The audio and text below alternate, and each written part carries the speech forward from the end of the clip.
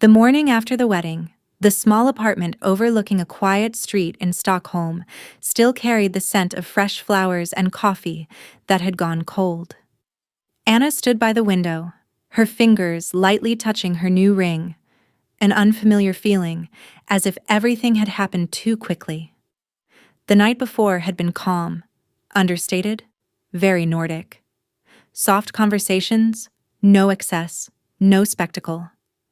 Eric had held her hand in front of their friends and said he was certain. But there had been a moment, brief, when he let go a little too soon. At the time, Anna thought she had imagined it. If you've ever felt that, something small you couldn't quite explain, stay with this story. Sometimes, the quietest details are the ones that change everything. The kitchen door opened. Karine, Eric's mother, stepped in without knocking. She looked around the apartment as if reassessing it. No greeting, just a slight nod, almost reluctant. Eric followed behind her, holding a cleaning cloth. He placed it on the table, then, without looking at Anna, said simply, "In this house, everything needs to be in order." His voice was calm, not raised, not sharp. But there was something colder than the March air outside. Before Anna could respond, he gently pushed the cloth toward her. Not thrown, just enough to understand. She stood still. 1 second, 2. Something inside her began to shift. Who had she just married? And why, after only one night, did everything already feel different? Anna did not pick up the cloth immediately. Instead, she turned slightly, as if to steady herself, and looked at Eric more carefully. Really looked this time. There was no anger in his face. No tension. Only a quiet certainty, as if what he had just said required no discussion. They had met 2 years earlier in Uppsala, at a small design exhibition.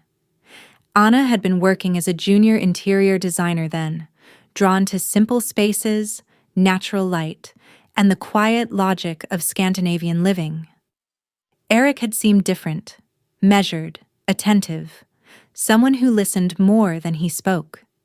He worked in logistics for a mid-sized company in Stockholm. Nothing extraordinary, but stable. That had mattered to her. And Karine. She had always been polite. Reserved, but polite. The kind of woman who spoke carefully, who never raised her voice.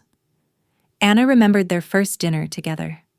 Candles, neutral tones, everything perfectly arranged. Karen had smiled, but it never quite reached her eyes. Anna had told herself it was just personality. Some people were simply like that. She finally picked up the cloth. The silence in the room stretched longer than it should have. Eric moved to the sink, rinsing a cup that was already clean. Karen stood near the doorway, watching, not intrusively, but not absent either. It was a quiet kind of presence, one that made Anna suddenly aware of every small movement she made. "I usually clean in the evenings," Anna said softly, more to fill the space than to argue. Eric didn't answer. He dried the cup slowly, placed it back in the cabinet, aligning it with the others. Everything in order. Anna glanced around the apartment. It was not hers. Not really. The furniture had been chosen before she moved in, the shelves already filled. Even the small details. Hooks. Storage boxes. The way the light was filtered through pale curtains felt decided long before she arrived. She had entered a life that was already complete. And now, standing there with the cloth in her hand, she realized something she hadn't allowed herself to see before. There had never been space for her here. Anna began with the kitchen counter. Slow, deliberate movements. Not because it needed cleaning, but because she needed time to understand what had just happened. The cloth moved in quiet circles. The room stayed silent. "You missed a spot," Karen said after a moment. It wasn't said harshly, just observed, like a fact. Anna paused, then returned to the same place even though she knew it was already clean. Eric didn't intervene. He stood by the window now, scrolling through his phone, as if the scene unfolding behind him required no attention. Something tightened in Anna's chest. Not anger, not yet, but a quiet discomfort that settled deeper with every second. Breakfast was simple: bread, cheese, coffee. No conversation. When Anna reached for a cup, Karen gently adjusted its position before she could lift it, aligning it with the others. "In this house," Karen said calmly, "we do things properly." Anna nodded. She told herself again, it was just habit, just structure. People lived differently. But the small corrections continued. The way she folded a towel, the way she placed her shoes near the door. Even the way she spoke. "Too soft," Karen said once, then later, "Too uncertain." By midday, Anna felt like a guest being quietly evaluated in her own home. Still, she said nothing. It was in the afternoon, as she unpacked the last of her things, that she noticed something missing. Her books. She walked to the living room. The shelf where she had placed them the night before was different, cleared, rearranged. Karen's ceramics now stood in their place, spaced evenly, untouched. "I moved them," Karen said from behind her. "They didn't fit the room." Anna turned slowly. "Where are they?" "In the storage cabinet. It's better that way." "Better." Anna stood there, staring at the empty space where something personal had been removed without a word. And for the first time, her voice didn't come out as softly as before. "You could have asked me." The room shifted, subtle but unmistakable. Eric finally looked up. Karen didn't respond immediately. She simply met Anna's eyes, calm, composed, and then said, "If you need to be asked about everything, this will be difficult." A silence followed, heavier than before, and in that moment, something broke, quietly but completely. Anna didn't raise her voice that day. She simply stepped back, nodded once, and said nothing more. It was the first decision she made in that house that truly belonged to her. Days turned into weeks, then months. From the outside, nothing seemed wrong. They hosted quiet dinners. They visited Eric's colleagues on weekends.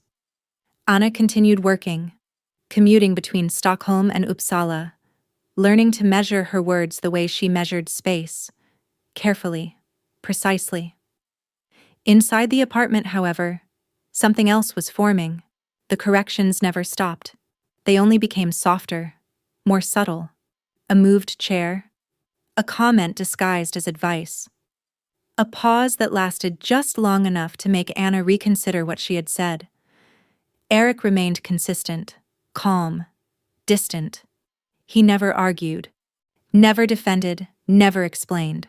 When Anna once asked him, gently, why things felt so controlled, he looked at her with mild confusion.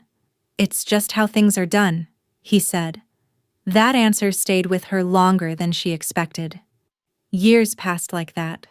Not dramatic, not loud, just reduced. Anna adjusted. She worked more, stayed later at the office. Slowly, her life shifted outward, away from the apartment that never quite became home. Karen aged, but her presence did not weaken. If anything, it settled deeper into the structure of the house, unquestioned, immovable. One evening, nearly 4 years later, Anna returned earlier than usual. The hallway light was already on. Voices came from the kitchen, low, controlled, but not meant for her ears. She stopped before entering. "She still doesn't understand," Karen was saying. A pause. Eric's voice followed, quieter than Anna had ever heard it. "She doesn't need to, as long as everything stays as it is." Anna stood still, her hand resting lightly on the doorframe. Everything stays as it is. For the first time in years, she felt something rise, not confusion, not hurt, but clarity. And with it came a question she had avoided for far too long. What exactly had she agreed to, without ever being told? Anna didn't walk into the kitchen that evening. She stepped back instead, quietly, almost instinctively, as if something fragile might break if she moved too fast. For the first time in years, she didn't want to smooth things over. She took her coat and left the apartment without a word. The cold air outside felt sharper than usual, but clearer. She walked without direction, past familiar streets that suddenly felt unfamiliar. And somewhere between one corner and the next, a thought settled in her mind. Not sudden, not dramatic, but undeniable. She had never truly been part of that home. The next morning, Anna did something she had never done before. She stayed. She didn't rush to work. She didn't adjust her schedule. Instead, she sat at the kitchen table before anyone else woke up, her laptop open, documents spread in quiet order. Years of shared expenses, contracts, ownership papers she had signed without reading too closely at the time, because she trusted. Now, she read every line, and slowly, the shape of the truth began to emerge. The apartment, registered under Eric's name. The financial structure, organized through accounts she had contributed to, but never controlled. Even the renovation decisions, the furniture purchases, everything had been arranged in a way that made her presence optional, replaceable.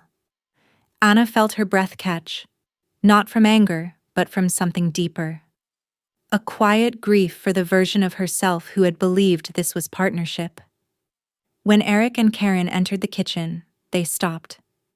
Anna looked up, calm, not confrontational, just present in a way she hadn't been before. "I went through the documents," she said. Neither of them spoke. "For 4 years, I thought we were building something together." Her voice remained steady. "But I see now. I was only fitting into something that already existed." Karen's expression didn't change. Eric shifted slightly. "Anna, it's not like that." But for the first time, his words sounded uncertain. Anna closed the folder gently. "Then explain it to me," she said. Anna's silence followed, longer than any before. And in that silence, the truth no longer needed to be hidden. Eric didn't answer immediately. For once, the silence didn't belong to Anna. Karen spoke instead, her tone as measured as ever. "We gave you stability," she said. "A structure. Not everyone needs more than that." Anna listened. And something inside her, something that had been adjusting, softening, shrinking for years, finally settled into place. "I needed respect," she replied quietly. There was no argument after that. No raised voices. Just a conversation that moved with a clarity none of them had allowed before. Within weeks, the practical steps followed. Anna found her own place again, this time smaller, but entirely hers. The divorce was handled without drama, without spectacle. Eric didn't try to stop her. On her first evening alone, Anna placed her books on a new shelf. Not perfectly aligned, not curated, just present. And for the first time in years, the room felt complete. Life rarely breaks all at once. More often, it reshapes us slowly through moments we almost ignore. We adapt, we compromise, we tell ourselves that quiet discomfort is normal until we no longer recognize where we end and someone else begins. For those who have lived long enough to build a life, the hardest lesson is not how to endure, but how to notice. To notice when respect becomes silence, when partnership becomes arrangement, when belonging turns into permission. Leaving is not always loud. Sometimes it is the calmest decision we make, and sometimes the most important space we create is the one where we finally have room to be ourselves.